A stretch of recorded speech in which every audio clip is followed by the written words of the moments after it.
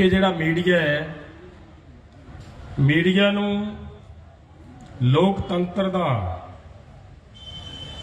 एक बड़ा थंम मन्निया गया है कि लोकतंत्र टिकिया ही मीडिया के सिर ते हुंदा है।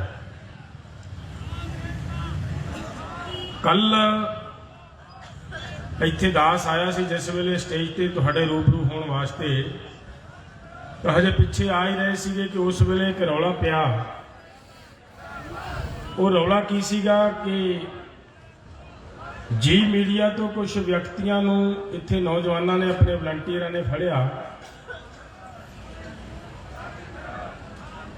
तो लोग जिहड़ा असल ड्यूटी है मीडिया की असल ड्यूटी हुंदी है सच्चाई नूं लोकां दे सामने रखना। अगर सरकार गलत है तो सरकार की गलती नूं नंगिया करके पब्लिक के सामने रखना ते सरकार दे उत्ते सवाल करने। अगर किते साडे विच कोई खामी है, साडे विच कोई कमी है, तो साडी कमी नूं साडे राही गलबात करदिआं साडे विचों लिजा के तुहाडे सामने रखना, ये मीडिया का असल ड्यूटी है। पर उस पत्रकार दे कोलों जिस वेले नौजवानों ने फड़िया, वो दोनों की कैमरामैन की ते पत्रकार की जो आपस में मोबाइल चैट के उत्ते गलबात हुई है, वो गलबात बड़ी अजीब किस्म की है। एक तो बार बार उन्होंने ये कहा जा रहा है कि तुसी कवर उतों करना है जिथे जगह खाली पई होवे, लोकां दी भीड़ नहीं विखाउणी। ये गल ते जोर लग रहा है। दूसरी गल, इस गल दे उत्ते भी उन्होंने इन्हां दी 3 बार गल हुई, 4 बार, कि कांड करके निकल जाओ। ये बड़ी अजीब गल है, तो बड़ी खतरनाक गल है। जेकर मीडिया वालों, मीडिया के कर्मियों वालों अजिहियां गल्लां होण तो बड़ा दुख है कि देश के लोग जिहड़े अंदोलन करते हैं, जिहड़े आवाज़ उठाते हैं, उन्हां दा की बनेगा। किन्ना चिर साडे देश का लोकतंत्र बचिया रहेगा जेकर साडा मीडिया इहो जी रोल अदा करन लगेगा। बहुत दिन पहला एक बारी राजल साहब ने इस स्टेज तो यह गल कही सी, मेरा ख्याल है 2-2.5 महीने पहला, कि सानू इस मीडिया के खिलाफ केस दर्ज करवाने पैने हैं, ये गल कही सी। पर चलो असी सारिਆਂ ने सोच विचार के कहा भी कोई गल नहीं, मीडिया तो मीडिया है, जिन्होंने उन्होंने आपकी ड्यूटी निभा रहे हैं, वो सरकार वाल हो के निभ रहे हैं, आप आपकी गल है जी रखी चलो। जथेबंदियां ने किसी तरह का कोई अजिहा स्टैप चक्कन की लोड़ नहीं समझी और असी शांत रहे। ते कल जिस वेले वो पत्रकार फड़े गए ने, उन्हां दी गल दे विचों बहुत कुछ जो निकल के बाहर आया, तो तुसीं मेरा ख्याल सुनिया होएगा। प्रेस कॉन्फ्रेंस की गई, उस वेले पत्रकार सदे गए, तो साडे प्रेस के सामने वो जो गल्लां मन्ने ने तुसीं सुनिया होणगियां, बहुत सारे ने सुन लिया होणगियां। तो मेरे दोस्तों हुण लोड़ इस गल दी है कि ठीक है, ये जिहड़ा अंदोलन असीं महसूस करते हैं, असीं समझते हैं, ते अंदोलन चलदे दे विच एक थां ते स्थिरता आउंदी हुंदी है। अज असीं उस स्थिरता दे पड़ाਅ ते हैं। पिंडां दे विच जिस तरह मते पै रहे ने, ते जिस तरह लोकां दा आउण जाण दा रुझान बनिया है, जिन्ने क आदमियों नाल तालमेल होया, जिन्नियां क नाल मुलाकातां होईयां, सारियां वल्लों ये गल आ रही है कि असीं 10 आदमी आने आ, असीं 8 आदमी आपदे पिंड चों आने आ, जां असीं 12-15 आदमी आपदे पिंड चों आने आ, ते वो एक हफ्ता रहने आ जां 10 दिन रहने आ। 10 दिनों के बाद नवां साडा ग्रुप पिंड चों होर आ जांदा है, ते पहला वाला ग्रुप जाके आपदा काम साਂਭ लैंदा है। ये ठीक आप सारे खेती करने वाले ये काम साਂਭਣਾ है, ਸਾਂਭਣ ਦੀ ਲੋੜ है, ਸਾਂਭੇ बिना नहीं सरना। ਉਹ ਰੂਟੀਨ ਬਹੁਤ ਸੋਹਣਾ ਬਣਿਆ ਹੋਇਆ ਹੈ ਤੇ ਇਹ ਇੱਕ ਅੰਦੋਲਨ ਦੀ ਸਥਿਰਤਾ ਬਣੀ ਹੋਈ ਹੈ ਇਸ ਥਾਂ ਤੇ। ਇਹ ਕੋਈ ਇਹਦੇ ਤੇ ਮਾਯੂਸ ਹੋਣ ਵਾਲੀ ਗੱਲ ਨਹੀਂ। ਇਹ ਬਣਨੀ ਸੀ, ਜਿਵੇਂ ਕੰਮ ਦੀ ਰੁੱਤ ਨੇੜੇ ਆਏਗੀ ਇਹਨੂੰ ਆਪਾਂ ਨੂੰ ਸਟੇਬਲ ਕਰਨਾ ਪੈਣਾ। ਇਸ ਸਥਿਰਤਾ ਨੂੰ ਬਣਾ ਕੇ ਰੱਖਣ ਦੀ ਲੋੜ ਹੈ। ਆਪਦੇ ਆਪਾਂ ਕੰਮ ਵੀ ਸਾਰਿਆਂ ਨੇ ਕਰਨੇ ਨੇ ਤੇ ਨਾਲ ਦੀ ਨਾਲ ਇਸ ਅੰਦੋਲਨ ਨੂੰ ਵੀ ਸਥਿਰ ਬਣਾ ਕੇ ਚੱਲਣ ਦੀ ਲੋੜ ਹੈ। ਪਰ ਮੈਂ ਇੱਕ ਬੇਨਤੀ ਕਰਾਂ, ਜਿਹੜੀ ਕੱਲ੍ਹ ਵਾਲੀ ਘਟਨਾ ਹੋਈ ਹੈ ਉਹਦੇ ਤੋਂ ਮੈਨੂੰ ਐ ਮਹਿਸੂਸ ਹੋਇਆ ਕਿ ਆਪਾਂ ਥੋੜੀ ਜੀ ਇੱਕ ਹਮਲਾ ਇਸ ਤਰ੍ਹਾਂ ਦਾ ਮਾਰੀਏ ਕਿ ਜਿਹੜੀ ਇਹ ਨੈਗੇਟਿਵਿਟੀ ਫੈਲਾਉਣ ਦਾ ਕੋਸ਼ਿਸ਼ ਕਰ ਰਿਹਾ ਮੀਡੀਆ ਕਿ ਕਿਸਾਨ ਇੱਥੋਂ ਚਲੇ ਗਏ, ਉਹਦੇ ਵਿੱਚ ਸਫਲਤਾ ਨਾ ਮਿਲ ਸਕੇ ਮੀਡੀਆ ਨੂੰ। ਆਏ ਦਿਨ ਮੈਂ ਪਹਿਲਾਂ ਵੀ ਗੱਲ ਕਰਕੇ ਗਿਆ ਸੀਗਾ ਕਿ ਬੀਜੇਪੀ ਦਾ ਜਿਹੜਾ ਗ੍ਰਾਫ ਹੈ ਉਹ ਥੱਲੇ ਨੂੰ ਜਾ ਰਿਹਾ ਹੈ। ਇੱਕ ਵਾਰੀ ਬੀਜੇਪੀ ਹੌਸਲਾ ਫੜ ਗਈ ਸੀ ਕਿ ਅਸੀਂ ਆਪਦੀ ਚਾਲ, ਆਪਦੇ ਸ਼ਾਤਰਾਨਾ ਢੰਗ ਦੇ ਨਾਲ ਖੇਡੀ ਗਈ ਖੇਡ ਦੇ ਵਿੱਚ ਸ਼ਾਇਦ ਸਫਲ ਹੋ ਜਾਵਾਂਗੇ। ਪਰ ਧੰਨਵਾਦੀ ਆ ਫਿਰ ਮੈਂ ਦੁਬਾਰਾ ਤੁਹਾਡਾ ਸਾਰਿਆਂ ਦਾ, ਪੰਜਾਬ ਵਾਲਿਆਂ ਦਾ, ਜਿਨ੍ਹਾਂ ਨੇ ਉਹਨਾਂ ਸਮਿਆਂ 'ਚ ਵੀ ਅੰਦੋਲਨ ਨਹੀਂ ਦਿੱਤਾ ਤੇ ਅੰਦੋਲਨ ਦੇ ਵਿੱਚ ਜਚੇ ਰਹੇ ਹੋ। ਤੇ ਨਾਲ ਦੀ ਨਾਲ ਸਾਡੇ ਬਾਹਰਲੇ ਜਿਹੜੇ ਸੂਬੇ ਨੇ ਜਿਵੇਂ ਹਰਿਆਣਾ, ਯੂਪੀ, ਰਾਜਸਥਾਨ, ਮੱਧ ਪ੍ਰਦੇਸ਼,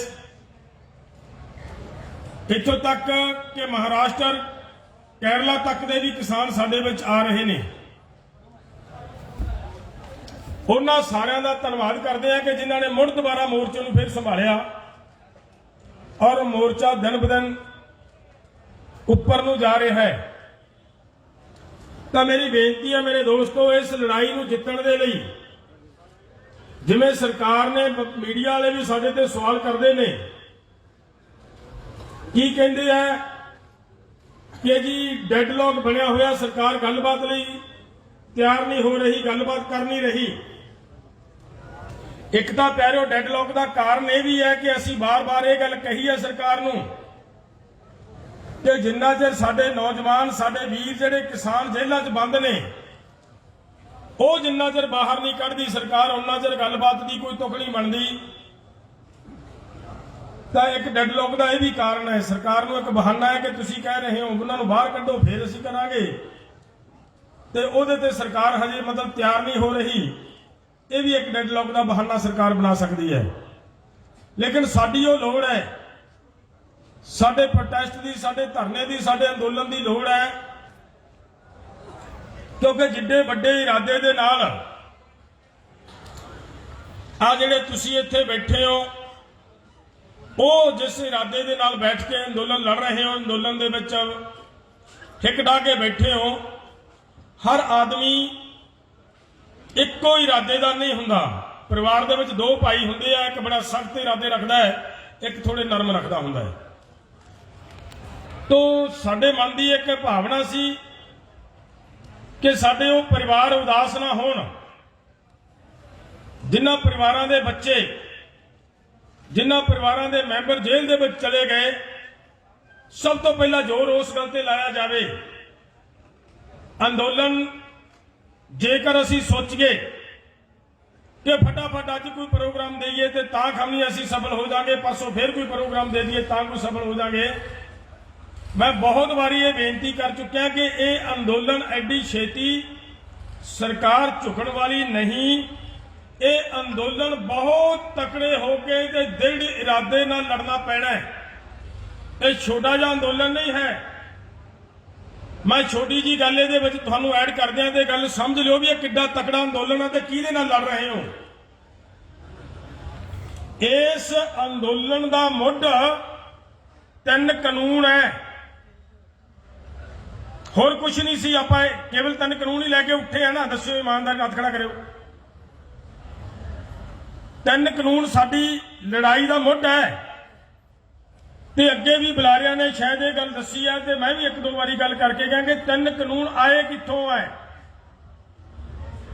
ਜਿਨ੍ਹਾਂ ਨੇ ਸਾਥੀਆਂ ਨੇ, ਵੀਰਾਂ ਨੇ ਪੜ੍ਹਿਆ ਗੈਟ ਹੈ, ਤੇ ਗੈਟ ਦਾ ਜਿਹੜਾ 12ਵਾਂ ਅਧਿਆਇ ਹੈ ਉਹਦੇ ਵਿੱਚ ਦਰਜ ਹੈ कि हर हालत दे विच किसान नूं दित्ती जा रही सहूलत, चाहे वो सबसिडी है चाहे वो MSP है, ये देनी भारत सरकार बंद करे। ये है गैट दे विच लिखिया। हुण समझो भी गैट लागू किवें हुंदा ते गैट दे साइन किवें हुंदे है। जिस वेले गैट का खरड़ा भारत सरकार कोले आया मित्रों, उस वेले SP शुक्ला नां दा बड़ी इंपॉर्टेंट गल दसन लग्या, सुनियो जे कि कित्थे ताकत कित्थे खड़ी है ते ये जिहड़ियां कानून दीयां तारां कित्थे जुड़दियां है ते क्यों लड़ाई वड्डी है ते क्यों औखी है।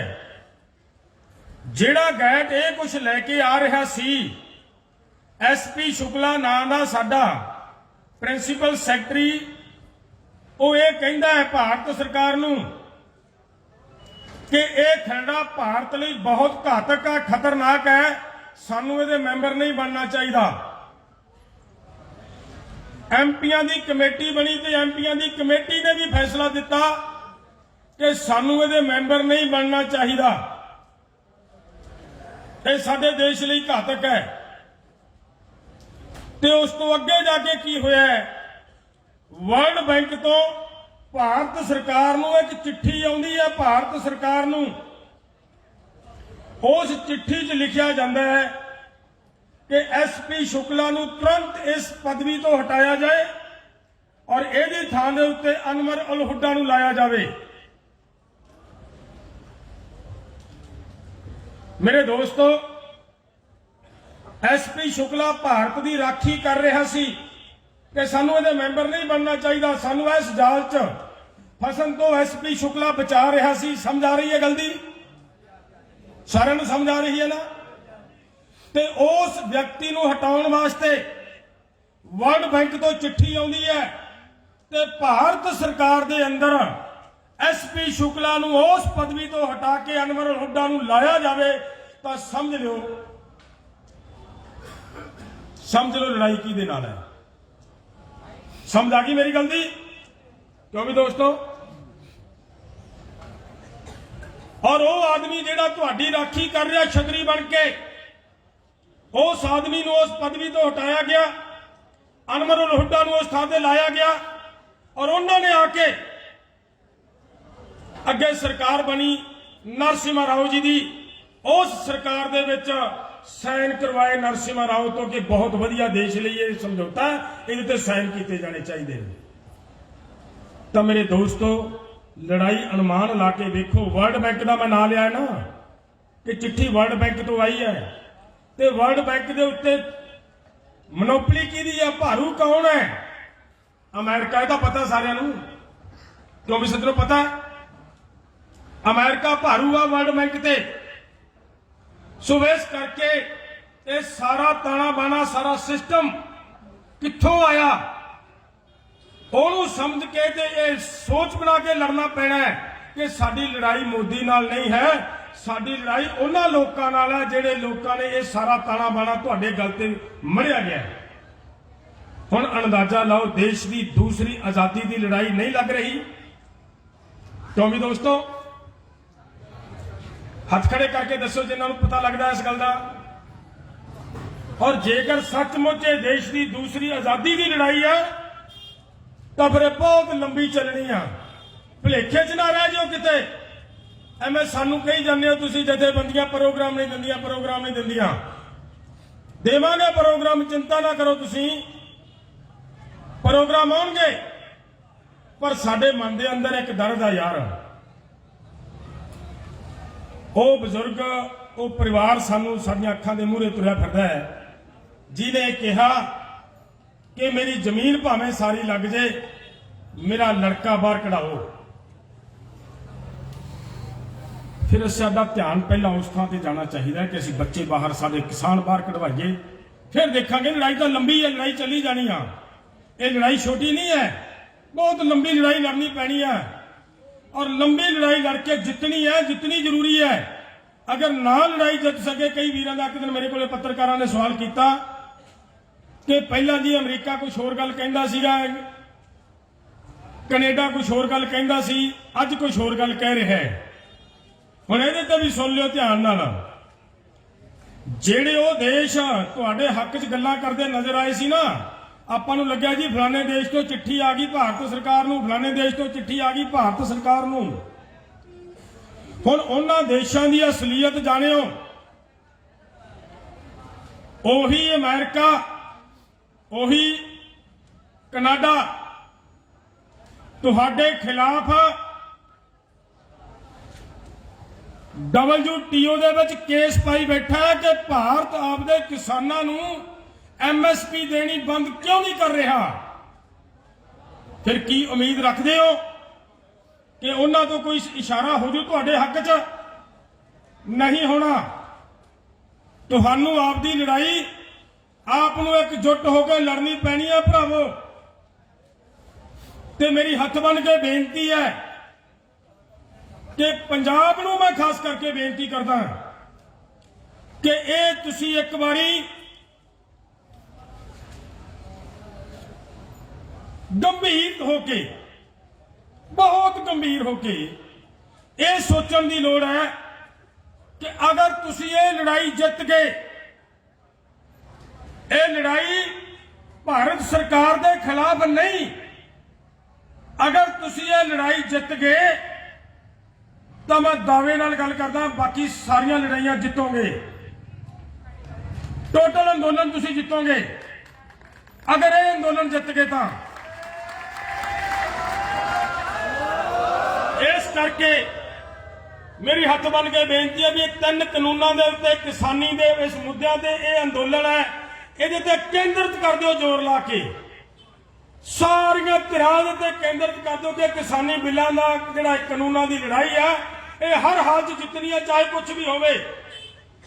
ਸਾਡੇ ਆਪਸੀ ਜਥੇਬੰਦੀਆਂ ਇੱਕ ਅਨੁਮਾਨ ਲਾ ਕੇ ਦੱਸਿਓ ਵੀ ਜਿਹੜੀਆਂ ਅਸੀਂ 30-32 ਪੰਜਾਬ ਦੀਆਂ ਜਥੇਬੰਦੀਆਂ ਇਕੱਠੀਆਂ ਹੋਈਆਂ, ਜੇ ਸਾਡੇ ਵਿਚਾਰਧਾਰਕ ਫਰਕ ਨਾ ਹੁੰਦੇ ਤਾਂ ਅੱਡ-ਅੱਡ ਜਥੇਬੰਦੀਆਂ ਕਿਉਂ ਬਣਦੀਆਂ?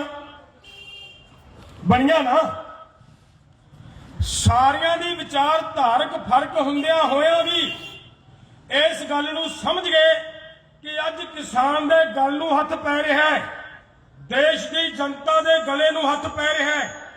ਸਾਨੂੰ ਅੱਜ ਆਪਦੀਆਂ ਵਿਚਾਰਧਾਰਾਵਾਂ ਛੱਡ ਕੇ ਕਿਸਾਨਾਂ ਦੀ ਇਸ ਲੜਾਈ ਤੇ ਇਕਜੁੱਟ ਹੋਣ ਦੀ ਲੋੜ ਹੈ, ਤਾਂ ਇਕਜੁੱਟ ਹੋ ਕੇ ਲੜਨ ਦਾ ਪ੍ਰਯਾਸ ਕੀਤਾ ਹੈ।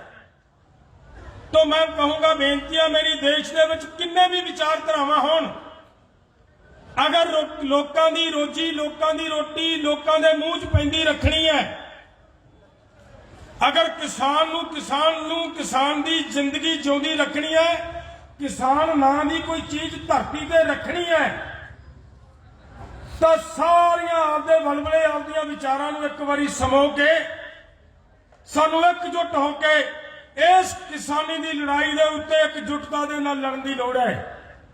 ਇਹ ਲੜਾਈ ਨੂੰ ਜਿੱਤਣਾ ਬਹੁਤ ਜ਼ਰੂਰੀ ਹੈ। ਇਹ ਲੜਾਈ ਅਗਰ ਤੁਸੀਂ ਜਿੱਤ ਜਾਓਗੇ ਤਾਂ ਦੁਨੀਆ ਦੀ ਕੋਈ ਤਾਕਤ ਨਹੀਂ ਜਿਹੜੀ ਤੁਹਾਨੂੰ ਹਰਾ ਸਕੇ। ਅੱਗੇ ਮੈਂ ਬੇਨਤੀ ਕੀਤੀ ਸੀ, ਸਾਡੀ ਸਰਕਾਰ ਰੋਜ਼ ਕਹਿ ਦਿੰਦੀ ਹੈ ਕਿ ਆ ਮੁੱਠੀ ਭਰ ਲੋਕ ਨੇ, ਇਕੱਲੇ ਪੰਜਾਬ ਦੇ ਲੋਕ ਨੇ। ਮੈਂ ਇੱਕ ਦਿਨ ਅੱਗੇ ਵੀ ਕਹਿ ਕੇ ਗਿਆ ਸੀ ਕਿ ਇਸ ਪੰਜਾਬ ਦੇ ਲੋਕਾਂ ਨੇ, ਐਸੇ ਖਿੱਤੇ ਦੇ ਲੋਕਾਂ ਨੇ ਜਿਨ੍ਹਾਂ ਦੀ ਅੱਜ ਉਂਗਲ ਉੱਠ ਰਹੀ ਹੈ, ਔਰ ਉਹ ਦੂਸਰੇ ਪਾਸੇ ਬੰਗਾਲ ਦੇ ਲੋਕਾਂ ਨੇ, ਸਿਰਫ 2 ਸਟੇਟਾਂ ਨੇ ਅੰਦੋਲਨ ਲੜਿਆ ਸੀ ਮੋਹਰੀ ਹੋ ਕੇ ਔਰ ਪੂਰਾ ਦੇਸ਼ ਆਜ਼ਾਦ ਕਰਵਾਇਆ ਹੈ। ਜੇ ਅਸੀਂ ਵਿਦੇਸ਼ੀਆਂ ਤੋਂ ਦੇਸ਼ ਆਜ਼ਾਦ ਕਰਵਾ ਸਕਦੇ ਹਾਂ ਤੇ ਲੜਾਈ ਸਾਡੀ ਉਹਨਾਂ ਵਿਦੇਸ਼ੀਆਂ ਨਾਲ ਹੀ ਫੇਰ ਹੈ। ਇਸ ਕਰਕੇ ਦੇਸ਼ ਦੀ ਆਜ਼ਾਦੀ ਦੀ ਲੜਾਈ ਹੈ, ਇਕਜੁੱਟ ਹੋ ਕੇ ਲੜਨ ਦੀ ਲੋੜ ਹੈ। ਮੈਂ ਛੋਟੀ ਜਿਹੀ ਇੱਕ ਤੁਹਾਨੂੰ ਹੋਰ ਮੈਂ ਨਾਲ ਗੱਲ ਕਰਾਂ, ਸ਼ਾਇਦ ਸਾਰੇ ਵੀਰਾਂ ਨੂੰ ਪਤਾ ਨਾ ਹੋਵੇ ਕਿ ਡਾਕਟਰ ਸਵਾਮੀਨਾਥਨ ਨੇ ਆਪਣੀ ਰਿਪੋਰਟ ਦੇ ਵਿੱਚ ਇਹ ਗੱਲ ਲਿਖੀ ਹੈ ਕਿ ਜਿੰਨੀਆਂ ਵੀ ਚੀਜ਼ਾਂ ਕਿਸਾਨ ਪੈਦਾ ਕਰਦਾ ਹੈ ਉਹ ਸਾਰੀਆਂ ਚੀਜ਼ਾਂ ਦੇ ਉੱਤੇ ਇਹਦਾ ਰੇਟ C2+50 ਕਹਿਣ ਤੋਂ ਭਾਵ ਸਾਰੇ ਖਰਚੇ ਸਮੇਤ ਵਿਆਜ ਸਮੇਤ ਮਸ਼ੀਨਰੀ ਦੀ ਘਸਾਈ, ਪਰਿਵਾਰਾਂ ਦੇ ਖਰਚੇ, ਲੇਬਰ ਚਾਰਜ ਸਾਰੇ ਜੋੜ ਕੇ ਉਹਦੇ ਉੱਪਰ 50% ਮੁਨਾਫੇ ਨਾਲ ਇਹਨੂੰ ਪਾ ਦਿਓ। ਇਹ ਕਿਹਾ स्वामीनाथन ने अपनी रिपोर्ट च। ते क्या कादे वास्ते है? सारिया फसलों वास्ते। कदे स्वामीनाथन की रिपोर्ट से फिर किते बैठ के विचार करेंगे, क्योंकि अपनी लड़ाई है जी ये हजे स्वामीनाथन की रिपोर्ट की नहीं है। पर मैं जानकारी लिए एक गल इस वजह में दसनी चाहता है, 2018 दे विच आपां लड़ाई लड़ रहे सी स्वामीनाथन की रिपोर्ट की। अन्ना हजारे जी ने इत्थे आके मरण वरत ते बैठा, पंजाब दे विचों असीं भी आए सीगे अपने वाली जथेबंदी, असीं भी इत्थे आके बैठे। कारण कई होर सी, भावें साडे उस वेले आके बैठण दे साडी बेशक उस वेले अन्ना हजारे नाल कोई साझ ना होवे, वजह होर सी, लेकिन बैठे असीं नाल आके। हुण बेनती समझो जे गल नूं, तुहानूं याद होएगा कि इक्को ही समा आया ਜਦੋਂ ਤੁਹਾਡੇ ਝੋਨੇ ਦਾ ਰੇਟ 200 ਰੁਪਇਆ ਕੁਇੰਟਲ ਦਾ ਵਧਿਆ ਸੀ। ਦੱਸਿਓ ਵਧਿਆ ਸੀ ਕਿ ਨਹੀਂ ਵਧਿਆ ਸੀ? ਕਿਉਂ ਵੀ ਦੋਸਤੋ ਵਧਿਆ ਸੀ ਨਾ। ਉਹ ਜਦੋਂ 200 ਰੁਪਇਆ ਵਧਿਆ ਸੀ, ਉਸ ਅੰਦੋਲਨ ਦੇ ਕਾਰਨ ਸਰਕਾਰ ਨੇ ਇੱਕ ਕਮਿਟਮੈਂਟ ਕੀਤੀ ਸਾਡੇ ਨਾਲ ਕਿ 3 ਮਹੀਨਿਆਂ ਦੇ ਵਿੱਚ स्वामीनाथन ਦੀ ਰਿਪੋਰਟ ਲਾਗੂ ਕਰ ਦਿਆਂਗੇ। ਹੁਣ ਗੱਲ ਸਮਝੋ ਜੇ ਇਹਦੇ ਵਿੱਚ ਫੇਰ ਅੱਗੇ ਕੀ ਆਉਂਦੀ ਹੈ ਘੁੰਡੀ, ਉਹਨੂੰ ਸਮਝੋ ਜੀ। वर्ल्ड बैंक तो चिट्ठी फिर आती है भारत सरकार नूं कि अगर स्वामीनाथन की रिपोर्ट लागू करनी है तो पहला साडा कर्जा मोड़ो। समझ आ गई मेरी गल दी? तुहाडी स्वामीनाथन की रिपोर्ट भी तां ही नहीं लागू हो रही। कर्जा क्यों मुड़वाया जा रहा है कि किसान कर्जा मोड़ने दे समर्थ नहीं है। कहानी बहुत लंबी है, जे इधर नूं तुरांगे तो मेरा ख्याल घंटा 1.5 घंटा इसे ते लग जाना है। होर बुलारे बहुत सियाणे सियाणे आगू साहिबान बैठे ने, उन्हां नाल भी आपां विचार चर्चा करनी है। सो मेरी हथ बन के बेनती है, मायूस नहीं होना। केरा आपां अपने बच्चों नूं बाहर कढाईए जेल दे विच जिहड़े बैठे ने। प्रोग्राम देवांगे, ठोक के प्रोग्राम देवांगे, बहुत तकड़े प्रोग्राम होणगे। और मेरी एक रिक्वेस्ट है कि हथ बन के बेनती है दोस्तों, शांति नाल जित्तिया जाना ये मोर्चा। शांति तो पासे चले गए, मोर्चा टूट जाएगा, मोर्चा हार जाएगा। जितना बहुत जरूरी है, जितने बगैर सरना नहीं। कई लड़ाइयां होंदियां वो इसलिए लड़ियां जांदियां, कोई गल नहीं भी ऐतकी ना जितेगा तो अगली बारी सही, अगली बारी ना जितेगा तो अगली बारी सही। ये वो मोर्चा नहीं है, ये वो लड़ाई नहीं कि इस बारी जे हार गए तो अगे जित लांगे, बिल्कुल नहीं। इनू अज सानू इत्थों कानूनां दे संबंध दे विच तुहाडी जमीन की सेफ्टी लई कुछ ना कुछ लैके उठना पैना है। वो लड़ाई उन्ना चਿਰ जारी रखनी पैनी है जिन्ना चਿਰ तुहाडी जमीन सेफ नहीं होंदी मेरे दोस्तों। सो इसलिए दृढ़ इरादे दे नाल जिहड़ा तुसीं प्रोग्राम बनाया, मैनूं बड़ी खुशी हुई है कि सारे पिंडां तो सुनेहे आने शुरू होए ने कि असीं रूटीन बन लिया। तो एक बेनती है कि थोड़ा जिहा ध्यान इस गल का रखो कि जिथे भी जे इन्होंने लगता है ना, मीडिया वालों मैं तां ये गल कह रहा है कि मीडिया वालों जो लग रहा ना भी इतने भी जे थां खाली पिया है, तुहाडी जिम्मेवारी आप समझो, वो किते भी थां खाली ना नजर आवे। इस गल दे उत्ते तुसीं आपदी जिम्मेवारी समझो।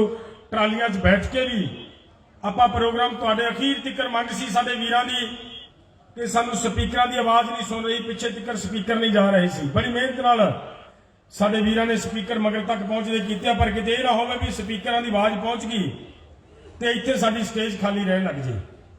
सो इस करके इहनूं ऐसी जगह नूं और सारियां थावां नूं दोबारा फिर आपां मतलब उस तरह भरिया रखना है ताकि मीडिया नूं मौका ना मिले। जिहड़ा नैशनल मीडिया वो इस गल ते जोर ला रहा है कि इत्थे बिल्कुल शिद पै गई है। हालांकि तुसीं जिउंदी तो बैठे हो, कल जी चैट हुई है ना वो मोबाइल के उत्ते, वो ये कह रहा है जो अगे फिरदा किते, वो कहता जी कवर उतों करना जिथे खाली है थां, स्टेज ते जाओ। तो उन्हें अगों चैट करने वाले मुंडे ने दूजे ने जवाब दिता है, वो कहता जी स्टेज ते सारा मतलब पंडाल भरिया है। फिर उन्हें कहा भी फलाने लंगर च जा, शायद क्योंकि एक वेला वो सी भी शायद लंगरां दे विच दोपहर नूं लंगर खाली हुंदे ने ते शायद कोई लंगर वेला मिल जे। उत्थे भी जो गया तो उत्थों भी उन्हें जवाब यह दिता कि लंगर च भी रश बहुत है। तो फिर उन्हें कहा भी कोई गल नहीं, तो इधर आ जा, आप सड़क वाले पासे कवर कर लेने हैं। सो मेरी बेनती है इन्हां सारियां गल्लां नूं तुसीं अपनी जिम्मेवारी आप समझते हुए, जिहड़े पिंड तो 10 आ रहे हो ਉੱਥੋਂ ਇਹ ਜ਼ਿੰਮੇਵਾਰੀ ਚੱਕੋ ਕਿ 10 ਦੀ ਬਜਾਏ ਹੁਣ 12 ਜਾਂ 15 ਦੀ ਡਿਊਟੀ ਲਾ ਕੇ ਅਸੀਂ ਇੱਥੇ ਡਿਊਟੀ ਨਿਭਾਈਏ। ਬਹੁਤ ਬਹੁਤ ਧੰਨਵਾਦ। ਇੱਕ ਵਾਰੀ ਵਿਸ਼ਵਾਸ ਦਿਵਾਇਓ ਮੇਰੇ ਵੀਰ, ਕੀ ਮੇਰੀ ਗੱਲ ਨਾਲ ਸਹਿਮਤ ਹੋ ਤਾਂ ਹੱਥ ਖੜੇ ਕਰਕੇ ਪ੍ਰਵਾਨਗੀ ਦਿਓ ਭਲਾ। ਸਤਿ ਸ੍ਰੀ ਅਕਾਲ। ਵਾਹਿਗੁਰੂ ਜੀ ਕਾ ਖਾਲਸਾ, ਵਾਹਿਗੁਰੂ ਜੀ ਕੀ ਫਤਿਹ।